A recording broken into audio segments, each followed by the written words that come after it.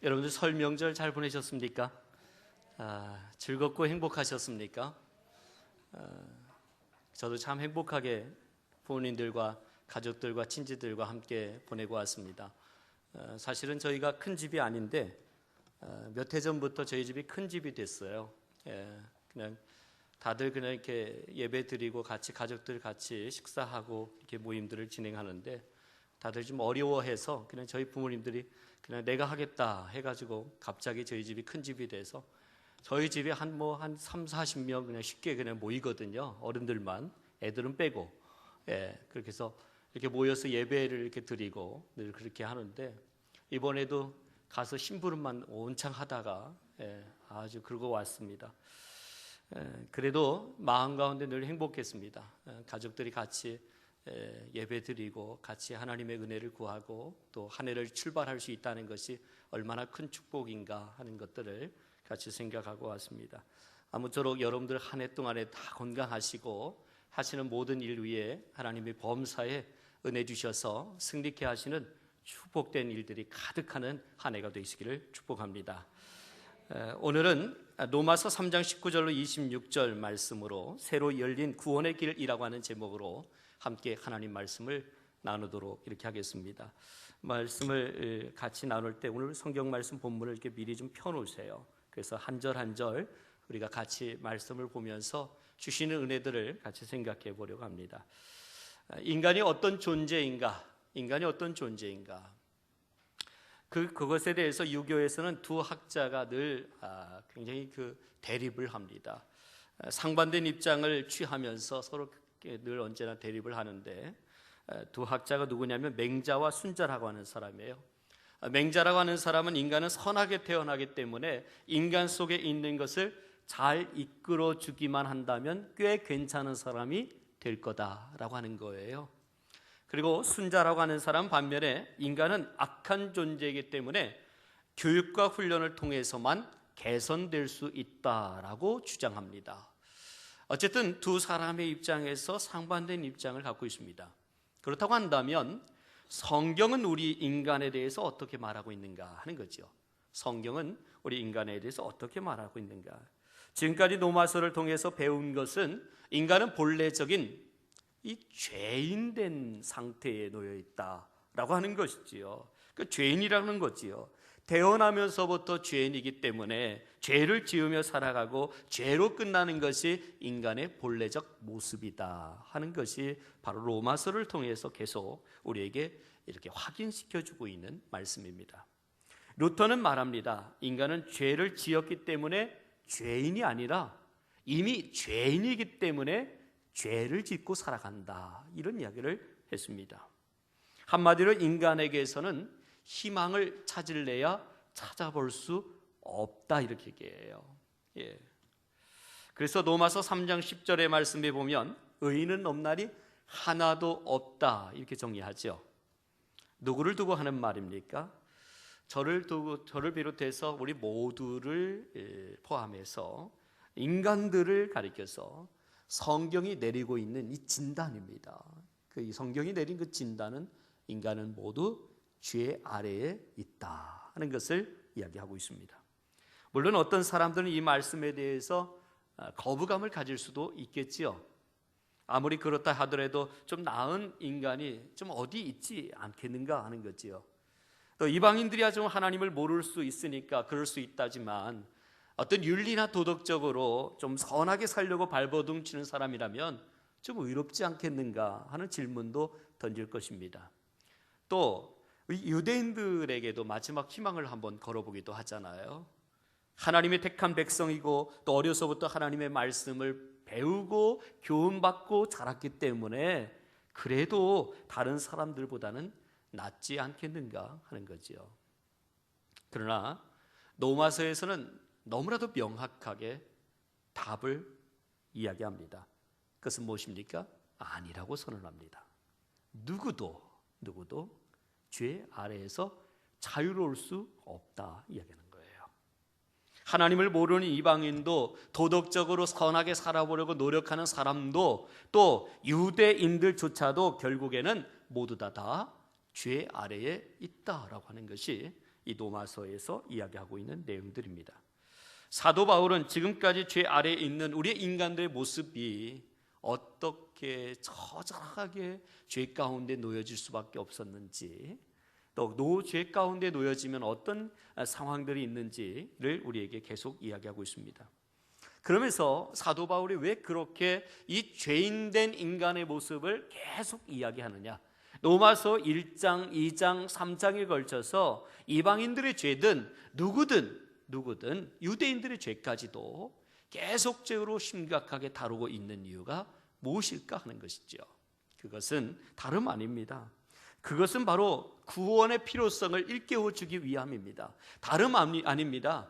바로 복음이 왜 필요한지, 복음이 우리에게 왜 필요한 것인지를 다시 한번 깊게 깨닫게 하기 위해서 이 말씀을 주고 있는 것입니다.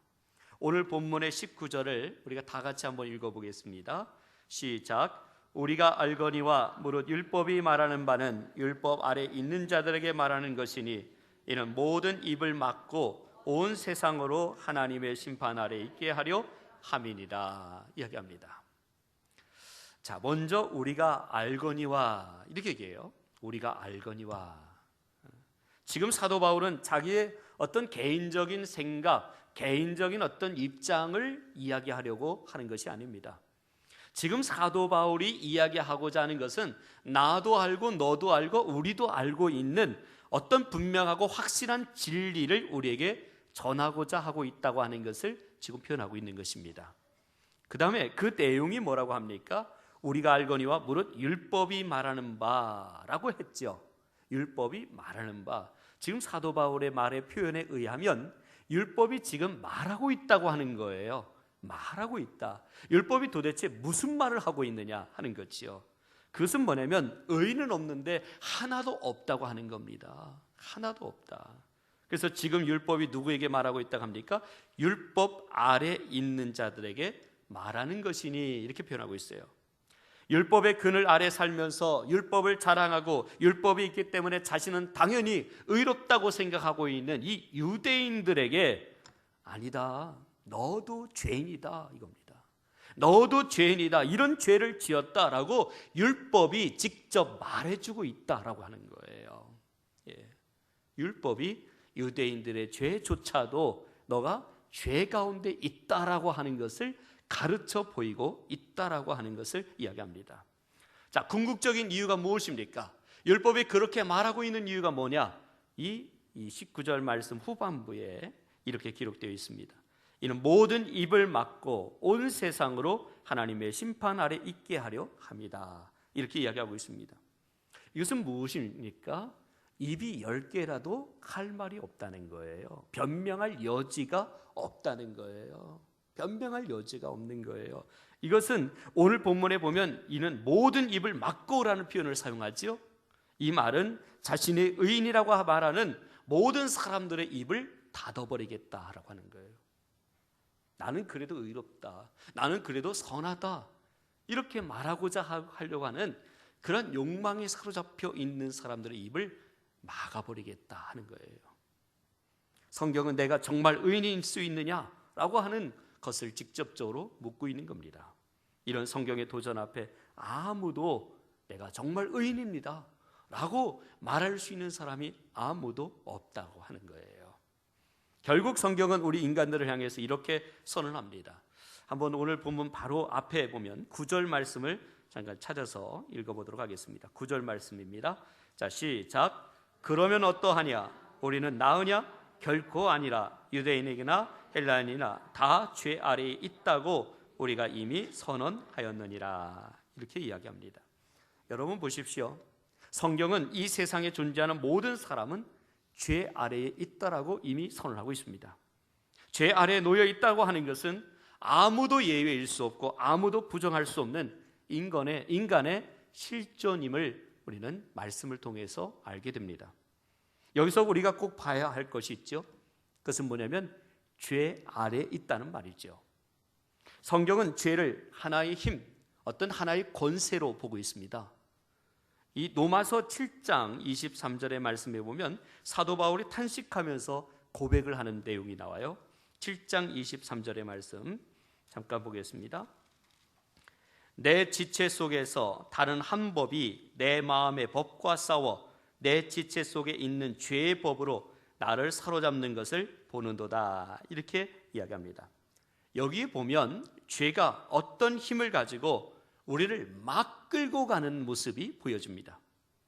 마치 사슬에 매여서 끌려가고 있는 노예를 보는 듯한 모습으로 죄에 끌려 다니는 것이 바로 우리의 인간의 모습이라고 하는 거지요. 사람들은 저마다 자기 뜻대로 산다고 말을 합니다. 그러나 정말 그들의 삶을 한번 보십시오. 정말 자기 뜻대로 살아갑니까? 사실은 내 생각이나 내 뜻대로 살아가는 것이 아니라 죄의 뜻대로, 죄의 힘에 끌려서 살아가는 경우가 때론 더 많다고 하는 것입니다. 여러분, 우리의 삶이 현실이 그렇지 않습니까? 무엇이 잘못된 것인지 분명히 이성적으로는 잘 알고 있어요. 또 마음속으로는 이래서는 안 돼, 이것은 분명히 잘못된 것이야 라고 하는 것이 양심의 소리로 계속적으로 들려옴에도 불구하고 나 자신도 내 의지와는 관계없이 죄에 끌려 다닐 때가 있다고 하는 것입니다. 어떤 죄의 힘, 죄의 권세가 나의 삶에 작용함으로 인해서 나도 모르게 나의 의지와 상관없이 나를 그렇게 끌고 갈 때가 있다고 하는 거지요. 그렇다면 우리 인간들에게는 더 이상 소망이 없는 것일까 하는 것이죠. 더 이상 그렇다고 한다면 우리 인간은 소망 없는 존재인가? 이대로 살다가 그냥 끝나야 될 존재인가 하는 것이죠. 하나님은 죄 아래에 있는 인간들을 보면서 야, 꼴 좋다, 그렇게 살다가 인생을 종쳐라, 그렇게 하는 하나님이 아니라고 하는 거예요. 절대로 그렇지 않습니다. 오히려 하나님은 절망에 빠져 더 이상 소망이 없는 인간들을 구원하시기 위해서 놀라운 구원의 길을 열어주셨지요. 그것이 바로 우리가 그렇게 자랑하고 붙들고 외치는 예수 그리스도의 십자가입니다. 예수 그리스도의 십자가가 아니고서는 아무도 이 죄의 권세를, 죄의 힘을 제어할, 또 통제할 능력이 없다고 하는 것입니다. 아무리 강한 의지, 고상한 도덕, 강철 같은 율법으로도 막을 수 없는 죄의 권세이지만 우리가 감사한 것은 예수님의 그 십자가의 능력은 이 모든 권세, 이 모든 힘의 것을 다 깨뜨려 버리십니다. 자, 본문 21절의 말씀을 보십시오. 21절의 말씀 보겠습니다. 이제는 율법 외에 하나님의 한 의가 나타났으니 율법과 선지자들에게 증거를 받은 것이라 이야기합니다. 이 말씀은 대단히 소중합니다. 아주 소중한 말씀이에요. 여기에서 우리가 눈여겨볼 단어가 있는데 바로 율법 외에 하나님의 한 의가 나타났으니 라는 말이에요. 이 말은 지금까지 사람들이 죄를 해결해 보려고 나름대로 여러 가지 방법, 여러 가지 노력들, 그 중에 최고의 방법이라고 여겨졌던 율법을 가지고 있었다고 하는 것을 전제로 하고 있습니다. 그런데 그것 가지고는 해결이 안 되었던 모양이에요. 그래서 율법 외에 하나님의 한 의가 나타났다고 하는 거예요. 율법으로 구원을 받는다고 생각했습니다. 율법이면 모든 것이 완성된다고 생각했습니다. 그런데 율법 외에 다른 의가 나타난 걸로 보아서는, 다른 대안이 세워진 걸로 보아서는 율법을 가지고서는 도저히 가능하지 않은 것이 있다고 하는 것을 이야기합니다. 자, 그렇다고 한다면 그동안 이 사람들이 죄의 문제를 해결받기 위해서 나름대로 노력한 것들이 있었어요. 자, 노력한 방법들이 뭐가 있습니까? 크게 한 두 가지를 정리해 볼 수 있는데 하나는 그 대표적인 것이 서로 비교하는 거예요. 서로 비교하는 거예요. 죄를 절대적으로 보지 않고 상대적으로 보는 거예요. 죄를 있는 그 자체를 죄로 보는 게 아니라 상대적 개념으로서 죄를 이해하는 거예요. 그래도 나는 저 사람보다 낫다, 이겁니다. 저 사람이 구원받으면 나는 그래도 저 사람보다 나으니까 나도 당연히 구원받을 거야 라고 하는 거지요. 나는 다른 사람들보다 죄를 적게 지었으니까 나는 반드시 천국에 들어갈 수 있을 거야. 그러나 여러분, 천국이 상대평가로 들어가는 것 아니지 않습니까? 누구보다 나아서 들어가는 것 아니지 않습니까? 내가 누구보다 선하기 때문에, 누구보다 의롭기 때문에 내가 천국에 들어가는 것 아니지요. 사람들 중에 20%는 구원받고 어떤 80%는 지옥 간다.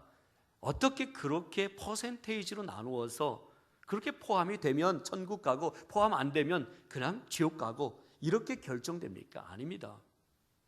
성경은 말합니다. 온 세상 사람들이 예수님의 십자가를 거부한다면 온 세상 사람들 누구도 다 천국에 들어갈 수 없다고 하는 겁니다. 그런데 온 세상 모든 사람들이 다 예수 믿으면 한 사람도 빠짐없이 구원받는다고 하는 것이 바로 성경의 이야기입니다. 구원은 절대로 상대평가가 아닙니다. 또 사람들이 찾는 헛된 해결책 중에 하나가 무엇입니까? 그것은 바로 공로사상 아닙니까?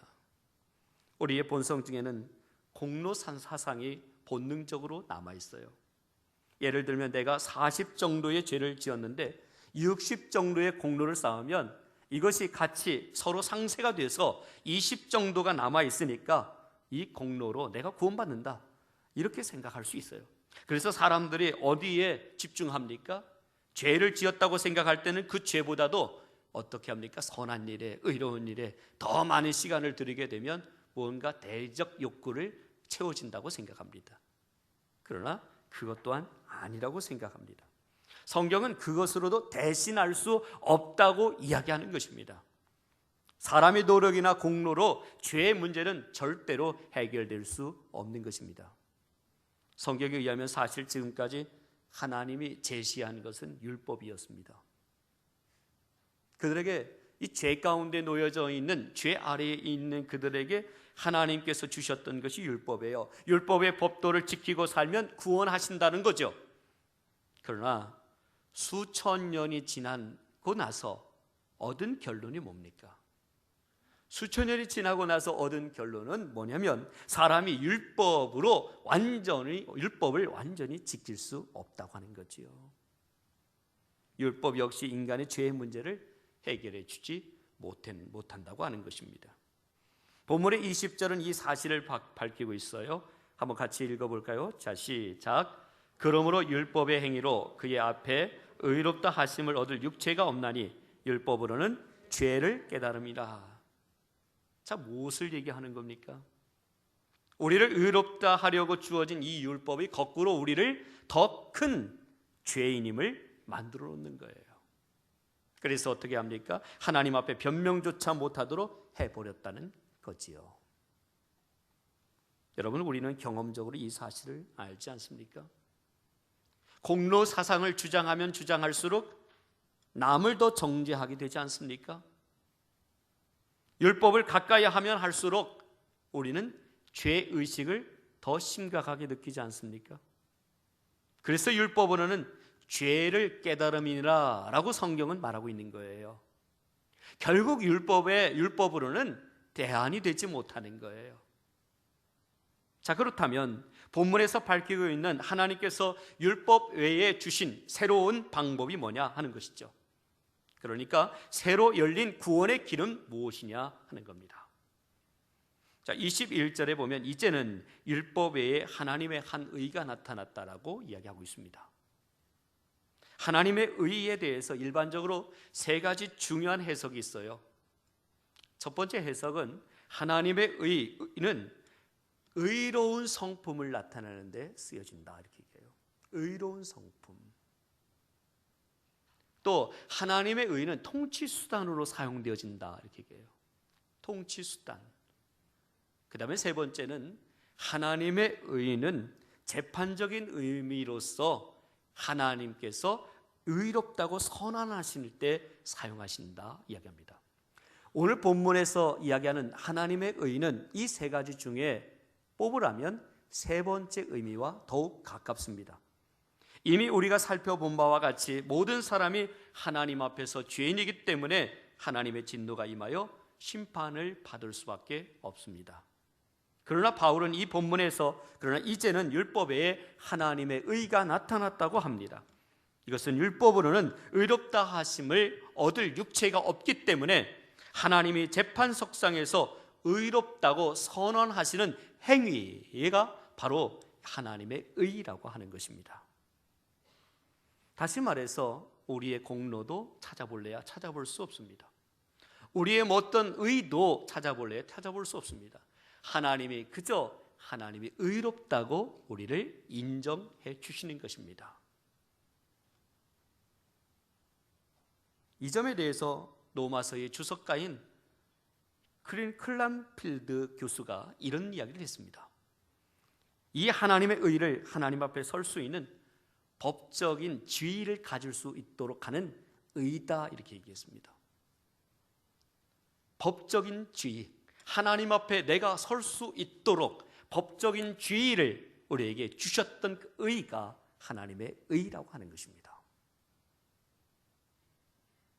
그래서 본문을 보면 이제는 이라고 합니다. 이제는 놀라운 전환점이 여기로부터 시작되고 있다고 하는 것입니다. 하나님의 의가 우리에게 주어짐으로 인해서 이제부터 놀라운 전환점이 시작됩니다. 지금까지 우리는 음침한 골짜기를 걸어왔습니다. 그러나 이제는 눈앞에 푸른 초장, 쉴만한 물가가 펼쳐지는 것입니다. 지금까지 우리는 율법의 강이 도저히 우리 눈앞에 흘러가고 있는 것을 보았습니다. 그러나 이제는 은혜의 강, 복음의 강이 우리 눈앞에 펼쳐지게 되는 것입니다. 이전에는 율법을 지켜야 구원의 길이 열렸지만 이제는 새로 열린 구원의 길이 있다는 거지요. 그 길이 뭐예요? 오늘 22절 말씀에서 찾아보겠습니다. 함께 한번 읽어보겠습니다. 자, 시작. 곧 예수 그리스도를 믿음으로 말미암아 모든 믿는 자에게 비치는 하나님의 의인이 차별이 없느니라. 아멘, 아멘. 여기에 보면 하나님께서 율법에 우리에게 보여주신 새로 열린 구원의 길을 보여주십니다. 무엇이죠? 그것은 바로 예수 그리스도를 믿는 일입니다. 사도 바울은 지금 무지했던 그들에게 지금 이것을 깨닫게 하고 있는 것입니다. 누구든지 예수님을 구원자로 믿으면 차별 없이 의롭다함을 받는다라고 하는 것을 정리하고 있는 것입니다. 우리는 이것을 신학적인 용어로 칭의라고 말하지요. 칭의. 여러분, 정말 이것만 생각해 봐도 기가 막힌 복음 아닙니까? 대단한 복음 아닙니까? 사실 이 위대한 선언은 구약시대의 종교를 선언합니다. 그리고 신약시대가 새롭게 시작된다고 하는 것을 의미하는 것입니다. 옛 언약은 패하고 새 언약의 시대가, 행하면 구원받는 율법의 시대에서 믿기만 하면 구원받는 하나님의 은총의 시대가 시작되었다고 하는 것입니다. 하나님의 은총의 시대는 곧 복음의 시대를 말하는 겁니다. 여러분, 구약시대와 같이 동일한 개념 속에서 우리가 율법을 우리가 지키고 살아가야만 구원이 된다고 생각해 보십시오. 얼마나 힘들고 어렵겠습니까? 그러나 지금 우리가 살고 있는 이 시대는 율법의 시대가 아닙니다. 하나님의 은총의 시대요, 복음의 시대입니다. 이것만 생각해 보아도 우리의 가슴 벅찬 그 기대가, 그 기쁨과 감격이 얼마나 커야 되는지를 다시 한번 깨닫게 하는 것입니다. 자, 본문을 계속해서 보면 본문은 우리를 위해 열어놓으신 새로 열린 구원의 길에 대해서 좀 더 자세하게 설명하고 있습니다. 23절의 말씀을 같이 한번 읽어볼까요? 자, 시작. 모든 사람이 죄를 범하였음에 하나님의 영광에 이르지 못하더니. 모든 사람이 죄를 범했습니다. 그래서 한 사람도 예외가 없습니다. 그리고 여기에 나오는 이르지 못하더니 라는 말을 보십시오. 이거를 찾아보면 현재 동사로 쓰여지고 있다고 하는 것을 찾아볼 수 있습니다. 아담의 범죄 이후에 모든 사람은 인정하든 인정하지 않든 간에 모두가 다 죄 아래에 있다고 하는 것입니다. 결국 이 땅의 모든 사람들은 죄로 인해서 하나님의 영광을 다 잃어버렸습니다. 하나님의 형상이 손상되었고 하나님과의 교제하는 특권을 잃어버렸고 하나님의 축복도 잃어버렸습니다. 그런데 하나님은 우리들이 잃어버린 것들을 회복시켜 주시기 위해서 죄 가운데서 우리를 구원하기를 원하셨다고 하는 것입니다. 그래서 어떻게 하십니까? 하나님의 방법이 바로 십자가죠. 십자가. 하나님의 아들 예수님이 우리 대신 죽음으로 우리 한 사람 한 사람의 죄값을 대신 치를 수 있는 그 방법으로 우리 죄의 문제를 완전히 해결해 주셨다고 하는 것입니다. 사실 이거는 우리에게 있어서 너무나 놀라운 비밀입니다. 죄인인 인간이 도저히 알 수 없는 비밀이요, 세상의 논리와 이성으로는 도저히 이해할 수 없는 비밀입니다. 이 비밀의 이야기를 사도 바울은 하고 있는 거예요. 구원자가 인간들의 죄를 다 담당하고 대신 죽었다고 하는 것, 하나님은 예수님과 인간의 생명을 맞바꿈으로 인간의 죄의 문제를 완전히 해결해 주셨다고 하는 것, 이런 아름답고 감격적인 이야기를 우리가 어디서 들을 수 있겠습니까? 이 복음의 이야기를 들으면서도 어찌 우리의 마음에 감동과 감격이 없겠습니까? 오늘 본문의 24절에서 25절에 이 내용이 자세하게 기록되어 있습니다. 여러분 함께 한번 읽어보겠습니다. 그리스도 예수 안에 있는 속량으로 말미암아 하나님의 은혜로 값없이 의롭다 하심을 얻은 자 되었느니라. 이 예수를 하나님이 그의 피로써 믿음으로 말미암는 화목제물로 세우셨으니 이는 하나님께서 길이 참으시는 중에 전에 지은 죄를 간과하심으로 자기의 의로움을 나타내려 하심이니. 아멘. 여기에 보면 우리가 두 가지의 단어에 집중할 필요가 있어요. 하나는 속량이라고 하는 단어이고요, 다른 하나는 화목제물이라고 하는 단어입니다. 예수님이 십자가의 죽음의 의미를 우리에게 설명할 때 이 두 가지 의미를 제시하고 있습니다.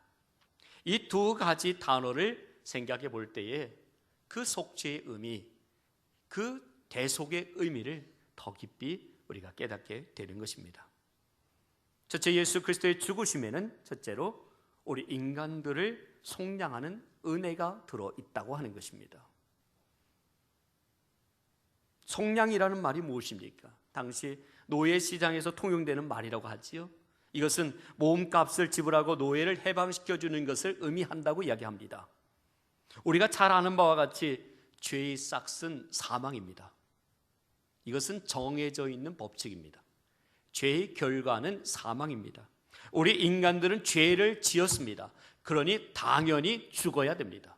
사망에 이를 수밖에 없습니다. 그런데 예수님이 이 땅에 오셔서 우리가 치러야 될 죄값을 대신 치루어 주셨습니다. 그 죽음의 값을 담당하고 우리 대신 죽으셨습니다. 그리고 우리를 죽음에서 건져내셨습니다. 이것이 다름 아니라 바로 속량입니다. 그렇기 때문에 우리는 십자가를 볼 때마다 그래, 나 때문에 거기서 주님이 죽으셨어. 나의 죄 때문에 나의 딸을 위해서 그 십자가에서 죽으셨어. 나의 속량을 위한 것이었어 라고 고백할 수 있어야 되는 것입니다. 두 번째, 예수님의 죽으심에는 우리의 화목제물이 되신 은혜가 들어있지요. 화목제물이라는 것은 무엇입니까? 하나님의 진노를 거두고 하나님과 화목하게 하는 제사를 말합니다. 성경에 보면 제사를 받으신 하나님께서 하나님의 진노를 거두시는 내용들이 여러 차례 나와요. 예를 들면 홍수 심판 후에 노아가 하나님 앞에 단을 쌓고 성결한 짐승 중에 취한 제물로 번제를 드렸을 때 하나님은 그 제사를 받으시고 이렇게 말씀하시지요. 창세기 8장 21절에 보면 내가 다시는 사람으로 말미암아 땅을 저주하지 아니하리라. 여러분, 짐승의 제물도 하나님의 진노를 이렇게 누그러뜨릴 수 있다고 하는데 죄 없는 하나님의 아들을 제물로 드린 제사야말로 두말할 필요가 없는 거죠. 인간을 향한 하나님의 진노가 아무리 불타올랐다고 할지라도 죄 없는 당신의 아들의 죽음을 보고 그 도를 거둘 수밖에 없는 거죠. 예수님의 십자가의 죽음은 화목제물로서의 죽음입니다. 따라서 그 예수님의 죽으심을 생각할 때 화목제물의 은혜를 깊이 깨닫는 여러분들 되시기를 바랍니다. 자, 그렇다면 여러분, 누가 예수님을 십자가에서 우리 인간들을 대신해서 죽게 합니까? 우리가 어떻게 이런 놀라운 구원이 일어날 수가 있었는지를 보셔야 됩니다. 우리가 분명히 알 수 있는 것은 예수님의 죽음은 결코 우연이 아니라고 하는 사실입니다. 이미 수천 년 전부터 율법과 선지자들에게 증거를 받은 것이라고 오늘 본문은 똑똑하게 분명하게 기록하고 있습니다. 하나님의 그 크신 사랑으로 창세 전부터 이미 이 일을 계획해 놓으셨다고 하는 것을 우리에게 가르쳐 보이고 있습니다. 당신의 아들을 죽임으로 인간을 살리겠다고 하는 이 하나님의 엄청난 사랑의 계획, 이것이 복음입니다. 여러분, 놀랍지 않습니까? 이것이 3장 19절부터 26절까지 우리에게 지금 말해주고 있는 의미들의 해석입니다. 그렇기 때문에 하늘 아버지의 뜻을 따라 십자가에서 죽으신 우리 주님 예수 그리스도의 죽음은 바로 나를 사랑하사 나를 위하여 자기 몸을 버리신 하나님의 아들의 죽음입니다. 하나님의 결정은 확실한 것입니다. 누구든지 예수님의 십자가의 죽음이 성량이며 화목제물로서의 죽음을 인정하고 예수 그리스도를 믿기만 한다고 한다면 다 의롭게 된다고 하는 것이 오늘 말씀에서 이야기하고자 하는 요지인 것입니다. 26절을 함께 한번 보겠습니다. 26절 말씀입니다.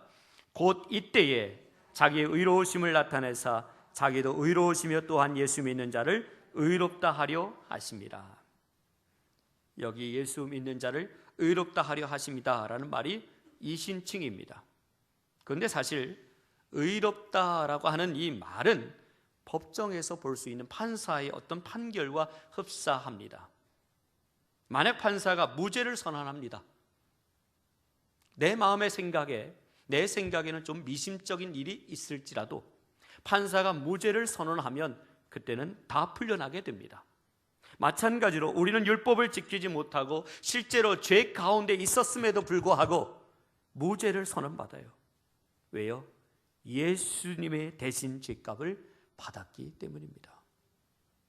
의롭다라고 하는 것은 바로 이것입니다. 한마디로 우리는 은혜로 구원을 받은 거예요.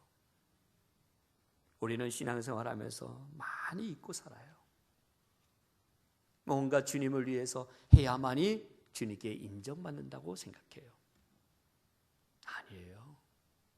가장 본질을 우리는 때론 잊고 살아갈 때가 많아요. 가장 중요한 본질을, 정말 내 마음에 알고 깨달아야 될 이 본질을 잊고 다른 무언가 아우라에 걸쳐서 그것만 마음을 빼앗겨서 살아갈 때가 많이 있다고 하는 거예요. 아무것도 아닌 자기의 인간적인 의를 이제 더 이상 자랑하지 맙시다. 예수님의 십자가만을 바라보고 그것을 붙잡고 나아가야 되는 것입니다. 아무 자격 없는 우리이지만 예수님 때문에 우리가 하나님의 구원, 하나님의 자녀가 되고 구원받은 자로 살아갈 수 있는 겁니다. 하나님의 은혜 안에 들어온 저와 여러분들은 누가 뭐라고 해도 예수님의 십자가의 능력으로 죄를 이기는 사람이 되어야 합니다. 세상을 살아갈 때 우리는 무엇으로 살아갑니까? 바로 이것입니다. 나를 구원하신 그 예수님의 은혜, 그 하나님의 그 크신 엄청난 그 계획, 그 사랑의 계획을 우리가 바라보면서 우리 마음 가운데 다시 한번 확신 가운데 이 복음을 복음 되도록 하는 은혜의 삶이 되시기를 축복합니다. 우리가 같이 기도했으면 좋겠습니다. 짧지만 이 말씀을 우리가 같이 살펴보면서